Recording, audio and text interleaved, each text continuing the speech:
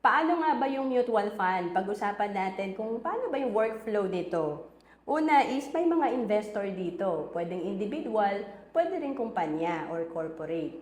And then pinagsama-sama yung mga investment na 1,000, 20,000, 100,000 under fund house or mutual fund company. And then under mutual fund company, may mga group ng fund manager na sila ang bahalang mag-manage ng ating investment. Binibili nila ito ng stocks, bonds, dun sa mga top corporations. Ano ba yung mga top corporations na yan? Meralco, BDO, Jollibee, meron din tayo ditong Petron, PAL, PLDT. So pag kumita itong mga malalaking kumpanya na to, magkakaroon tayo ng income, ma-generate yung return. And kung ano man yung kinita ng fund natin, ibabalik yon sa mga investor.